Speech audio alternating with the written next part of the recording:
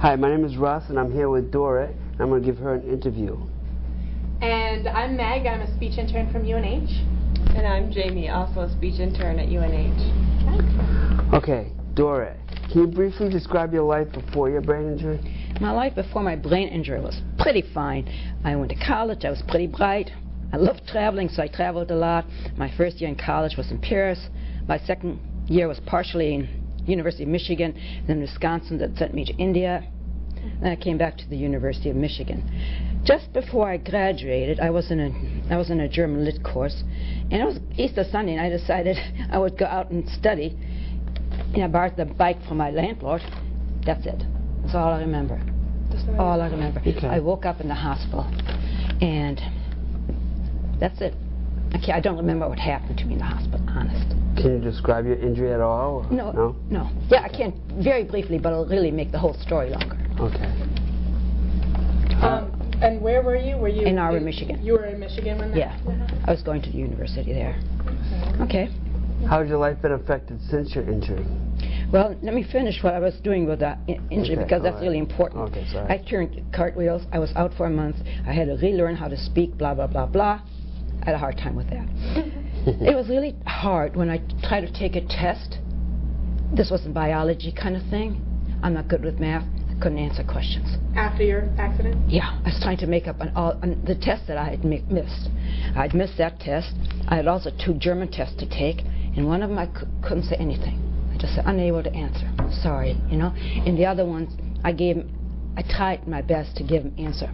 They weren't relevant either, you know, but they knew who I was. So one of them gave me a good grade, the other one gave me a grade 2, and that was it. But the back grade sort of really bothered me, but it didn't really bother me that much because I was out of it. Okay. Did you finish college? Oh yes, I finished University of Michigan. How was your family life through all this? My family life was they were number one shocked that I had an accident. They couldn't believe it. My mom was very, very, very concerned. My dad pushed it out of the way. He doesn't like to deal with ill people, period. So they took me home. Couldn't do much except go to bed, waiting for seizures, blah, blah, blah. I had trouble learning how to speak again and think again, and I kept having seizures. And so I had to go back to Ann Arbor, actually quite frequently. Then I'll relate to them my seizures despite the medication. So they said I needed another surgery to check what's going on. So then they discovered that my head wasn't working right, that I was building up brain fluid, and that they needed to drain it out. At that point, they drained out the fluid. Then they also put in a shunt, which after all worked, you know. I can feel where it comes out. So you had 2 surgeries? I had 3, actually. 3 surgeries? Right. What were each of those surgeries? The first one was to take care of the traumatic accident, okay? That was okay, except I really developed seizures. Okay. Then when they let me go, I went back home. I kept having these seizures. They were grand mal seizures, and they would happen anytime. Really mysterious. All of a sudden, I'd be out. And Ann Arbor knew about it, and finally the head of the neurosurgery department said to me, you know, I think we need to look at this a little closer. So they put me under a special test, and they found out that my spinal fluid was building up in my brain, and they needed to do a test for that, and at that point they put a shunt in. Okay. My seizures went down a little bit, and they adjusted my medication, and the seizures were still present, but the intensity of the seizures was gone. Medication-wise, it helped. The adjusting took approximately 6 months.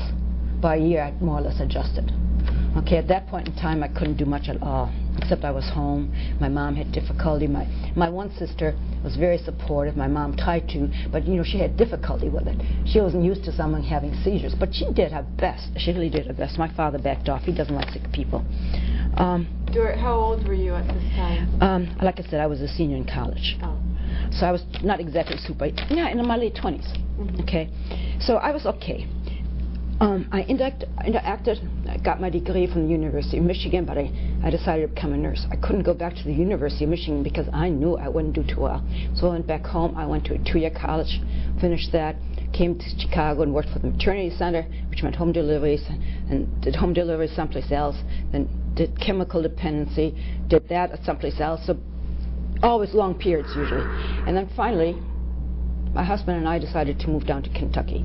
So we traveled back and forth, and found a hospital down there, and a doctor the doctor that was up here was okay, but he called a specialist to test me, and they all said I was disabled, quite bad. And so the doctor up here ordered, changed my medication, gave me a different medication, yeah, whatever. They monitored me very closely, okay. So then I went home. I lived very close to the hospital, and my seizures were still present, but the new medication helped. But I went through all of the new medication, seizure medication, and most of them I couldn't tolerate. I just couldn't tolerate. I don't even want to think about it. But the last one was really horrendous, because what it did, second to the last, was really horrendous. We were living in Kentucky, and I would have seizure after seizure after seizure.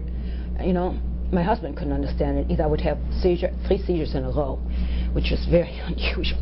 I would go see the neurologist every week. Very usual again. So. And this was when you were living in Kentucky? Right, which is, what, 15 years ago maybe, something. Okay. So at that point in time, my mind, after I kept seeing this neurologist, I should say, my thinking, my activity cleared up a little bit. But what had happened, I couldn't talk, I couldn't express myself, I was totally unable to do anything. My husband was my guardian. He had to set up the medications because I couldn't do it. I knew what medications, I couldn't do it, you know? Yeah. So that lasted a while. Then my sister got me up here instead at her house. There I couldn't even talk. I need this and this, you know? That was it. So then I slowly got better, and I said, I need to, you know, I don't want to live with you guys anymore. I need to not have you as a guardian anymore. So I wrote to Portsmouth and stayed at Y, and so they checked. They gave me my freedom. So then I found a place to live, and since then I've been okay. But the disability still sticks with me, which means it's just really sort of a handicap, because I can't do anything. I can't even drive. Now I don't care about that right now. What it did to me was it mentally disabled me. So they put me on the lowest list, you know. So I watched my mental thing go down. Yeah, I was pretty much up here, and all of the ones I'm on the bottom. That was horrible. That was really horrible. It took me a long time to adjust. I'm not even sure I'm adjusted to it yet. I feel... How did that make you feel? Horrible. Terrible. Awful. Sick. Did they give you any help for that? Or? No. The neurologist sort of told me what to do. I was also being seen by 2 neurologists, actually. The one that was doing the testing was the one that disabled me, and he talked to another neurologist who was actually following me. And I took the psych testing twice, but I was very, very slow at it. And when they asked me what president it was, I don't even think. I gave all different. It took me a long time to come up with the right one. But that was horrible, because I knew what was I doing wasn't right. You know, I absolutely knew. When the first president, I can't even remember now, went way back, and then they jumped here and there. I couldn't make them in sequence. That was very scary, you know. It would ask me what president it was. I could tell them, but then they asked me, well, where were you? And then, you know, it was really weird. I was married, and I lived in Kentucky. Mexico was here, right? And I'm living here. And somehow I was in Mexico, my husband was there, and I was trying to reach, and I couldn't. It was so scary. I was lying on the floor, I was trying to reach for my husband, but that never happened. Wait, are you talking about in your test now, or when you were in Kentucky, your husband was in Mexico? No, I was in Mexico. But I wasn't really in Mexico. I was in my room. You thought you were in Mexico? Right. Okay. But my husband knew what was going on, okay? So in Kentucky, I couldn't even set up my medication at the end, and he called people to take me to the hospital again, like paramedics. I didn't want to go. because I thought I'd be, you know, slapped down, etc., etc., etc. You were scared. Yeah, not only scared, because I knew what happened to people. You know, they were put on cards, tied down. Don't even want to think about it. Well, anyway, I didn't do too well on that. So then they let me go out of the emergency room too quick because they'd given me Dilantin. I cannot stand Dilantin. It freaks me out because it makes me hallucinate. It's a drug. Yeah, oh yeah, Dilantin is Seizure medication. yeah, it's a seizure medication. Okay. And I couldn't take it. I was on Dilantin in the past, but I didn't want to be, but I couldn't say I didn't want any Dilantin. I was so out of it. So I got the Dilantin, and that really set me back. That really set me back. So my husband managed to get me home. That's when I couldn't do anything. I more or less retired to bed. Honestly, I couldn't think. I couldn't communicate with my husband. He didn't really understand what was going on because people were coming. I was banging my head against the cabinet, and I couldn't answer who the president was. Then, what was the president 5 years ago? What was the president before this one?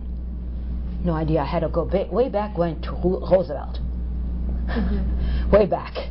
I couldn't move forward. And then finally it came. Kennedy. Then, yeah, this is it. It's Clinton. They looked at me. Yeah. They were very, very patient. So I didn't have to go to the hospital again. I just stayed at home. But I couldn't get my own medication. My husband had to do it because I wasn't okay. So I couldn't drive either because of my disability. This isn't coming out right. No, it's okay. So I ended up in Kentucky, not being able to do much. I couldn't drive. I was disabled. And it was a strange relationship with my husband. He doesn't like sick people. I mean, he was supportive, but in a different kind of a way. So anyway, our relationship wasn't going anyplace, so I decided I need to get out.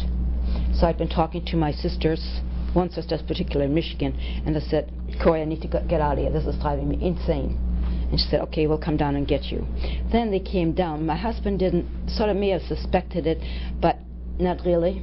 So when my sister showed up and I walked in, I think he was really shocked. Really, really, totally shocked. So then I was just planning to pack up my things. So my sister and her husband got into it. They packed up everything, including his things, which was not too hot. So then we went back home, stayed in Michigan for a little while. Then my youngest sister was there because of my dad, who was very demented. And then I went with her out east. So to New Hampshire or just? Yeah, no, to New Hampshire. I had to leave Michigan because my sister, with whom I'm staying, had taken everything I owned. Because I was divorced from my husband, and after the funeral, she said, well, you know, you got nothing. Our father put me in charge, and you don't belong anymore. You're not even in Lieberg anymore. I said, yeah. You know, she said, well, you never gave any help. You know, and that's so ironic because I did a lot. I'm like, doesn't matter. Anyway. So you moved with her? Yeah. No, that wasn't that sister. That sister's still in Michigan. I moved with my younger sister, who was a physician, psychiatrist. Her husband was a psychiatrist. They had 2 smaller kids, and they moved up here. So the first 6 months I stayed with them. Then I got myself cleared for my disability by communicating with a lady in Portsmouth, and she took me off of disability. So now I could do my own thing, and I moved into this Exeter instead of where I was living with Gabi. She was way out in the country, and I couldn't drive. I had no car, and it was very hard because I wasn't part of their family. You know, I felt like a burden. So that's when I started walking all the walks, because I never got into Exeter. So then when I got better, they said, you need to move, and I said, okay, I'll move. So that's how I ended up in Exeter. And that's where you are now. Right. But the apartment that I was in was real close to Phillip Academy, real close where they put up the tennis courts, all of them, and there were 3 houses that belonged to them. I lived right next to the last one, so they sort of threw us all out. Oh, I see. So now I live on Park Avenue, which is still not too bad because I can walk to town. But anyway, I can tell that I can't do things too well. I spell, for instance, what can I spell? Very often I spell things wrong, and then I can't correct my spelling. I know what it should be, but I can't correct it. and I express myself sometimes. Sounds perfectly fine, exactly what I was thinking, except it's not fine, because I couldn't get my thoughts out. I'm still way back there, you know? It's like when I couldn't say Clinton, I was back there. So I actually learned to get better again. But the way I expressed myself at time was very poor, very poor. And at times I recognized it, and at times I didn't. And that was a horrible thing. So let me ask a question. Is it that you think it in your head and it just doesn't come out right? Yeah. Is that aphasia? Could be. It could be? Okay, there's that. Probably is. Okay. Does that make you feel stressed? It makes me very stressed. What can you do or what do you do when you get stressed like that? Are there any little things you can do to make yourself better? I try to calm myself. Then I take deep breaths, simple deep breath. Try to communicate. I did that to begin with an interview. I communicate that difficulty. I see a neurologist right now, and I explained to him what's going on with me. So he was seeing me weekly. Now it's bi-weekly, which helps. I'm trying to get in with a psychiatrist with Exeter Hospital. Well, I'm not getting too close yet, but I'm going to keep working at it, because I need a psychiatrist too. I'm totally confused on my medication. So now in order to get around, I go to the recreation department, which is fairly close to me. Used to be close, it's now a little bit further. But I do that, and I've picked up a church that I can go to. I can walk to it, but they're supportive. You know, they have friends, they have people that reach out. Today I'm going to see the minister at 4, so I can give her some of my background. I'm really atrocious about churches. My grandfather was a minister, committed suicide. My other father was a minister, blah, blah, blah, blah. There's a lot of religion in my family, okay, very tight religion. So all of that came with me, you know. So I had this real thing with religion. And so I had a hard time. I joined a Lutheran church in Chicago. It was a smaller church, and I could talk to the ministers, but I had a hard time going to the Sunday services. But they had a Wednesday night service, fewer people, and I could make that. It was hard because there were so many people? No, it was hard because of my feeling towards religion. Oh, okay. And churches. Okay, I really had a hard time with that. So anyway, I went there. I was pretty comfortable. I got married there. But I lived in Chicago a long time. So it was okay.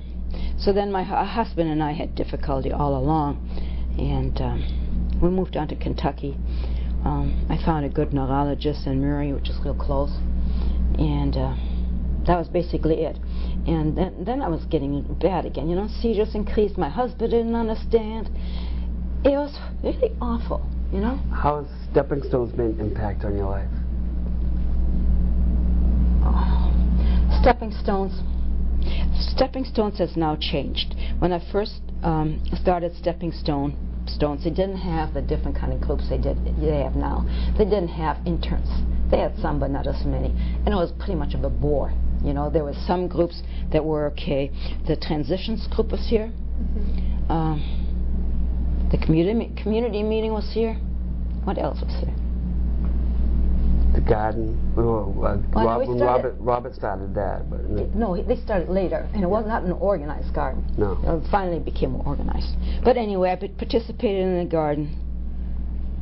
Basically, the groups weren't that challenging. Okay, they're much more challenging now for me, anyway. When did things get better for you? I left to work for a geriatric place. Minimal pay. And then did you come back to SteppingStones? Yes. And it was better? Yes. What made it better? The different groups. The totally different groups, and more of you. I had more of an outlet.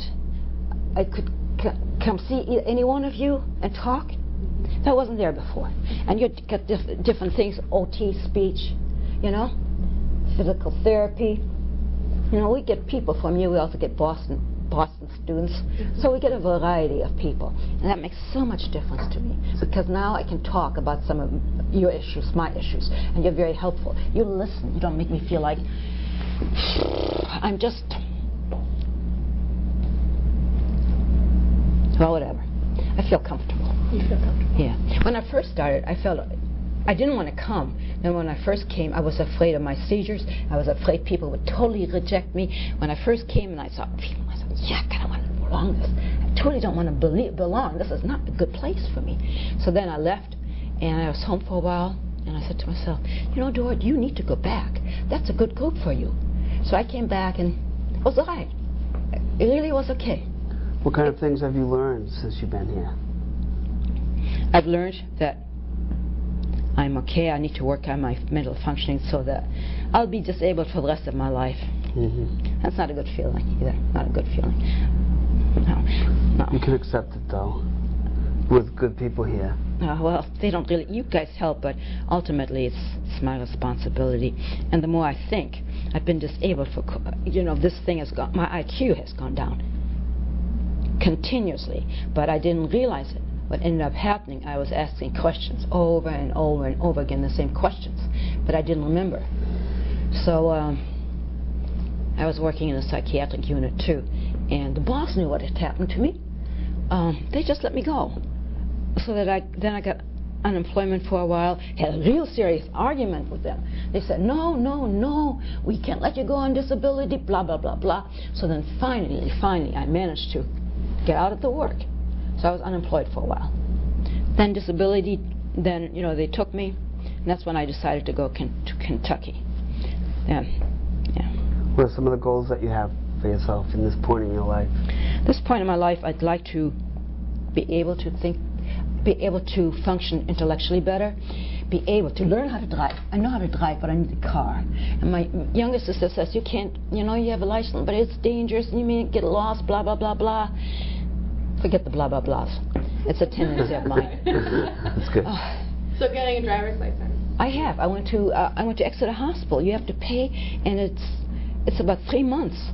That's a good month that you have to go, like every day. So what steps are you taking so you can achieve that goal? I did. I passed with flying colors. You passed the driving? Oh, yeah. Is it a program to teach you how to drive again? Oh, no.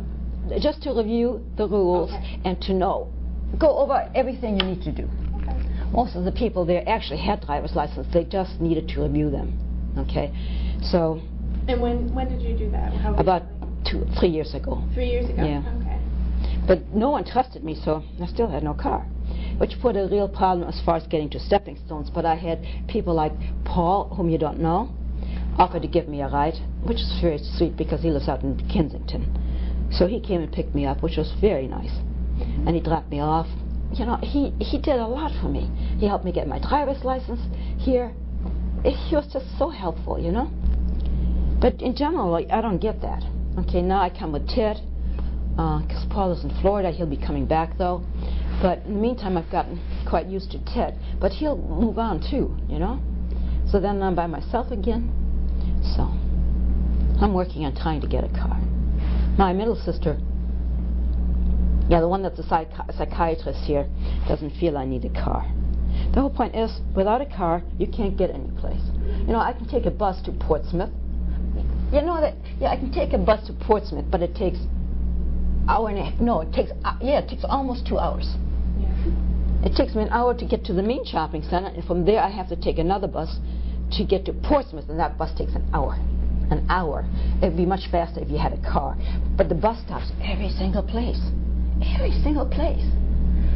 And that's just no good, So then I get back to the shopping center.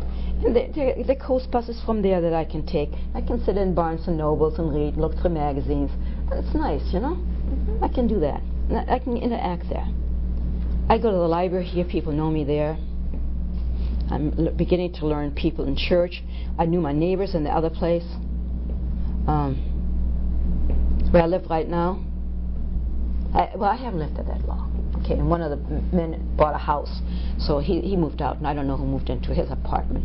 There's another apartment in back of me. I was told the girls are moving out, the women are moving out. So you're going to get some new neighbors then? Yeah, the other neighbors, the other guy had a fairly good apartment. The women behind me seem okay too, but I think the rent is going to be lower than mine. My place is huge. I mean, really, really huge. I don't need that big of a place. So, Dorit, we just have a couple more minutes. Okay. Well, Is there anything that you'd written down as far as advice or something that we didn't touch upon? What goals have you for yourself? I'd like to become more independent. I'd like to have a car. I'd like to have some value in my life. When I go applying for a job, they look at disability. Forget it. What disqualifies me from jobs is, number one, my age. That's the main one. My age and my disability. No, basically my age. My age disqualifies me. My biggest community challenges are, I'm working on that. What's helped is going to the church every Sunday to get into the group of people that are active in the church. I have, to a degree, they have a book club where other people pick me up. I go to the book club. There are other groups, for instance, that my minister teaches that are in the evening. If I go into that, I can go out. I've been going to the basketball games in your town. Ted goes there in Durham, and it's really nice. It's just nice to be out of the house, and see people play. And I've always liked basketball, so it's really nice. So I'm out of Exeter, and I feel like a different person. So your advice is to get involved? No, just to get out of my rut. I live in my apartment. I walk to the library. I walk back. Oh, I do. I walk a lot, but that's a really tight experience, How much can you get from walking to the library, back, walking around in Exeter? Tell me, I know Exeter quite well. quite well. So, that's it. Well, thank you for being candid. Sure. Is there anything that you want to say to wrap it up? Thank you. Has it been a good experience for you coming to SteppingStones and being able to do all the things that you can do here? Yes, it has. That's Yes, indeed. Well, thank you very much. We appreciate it.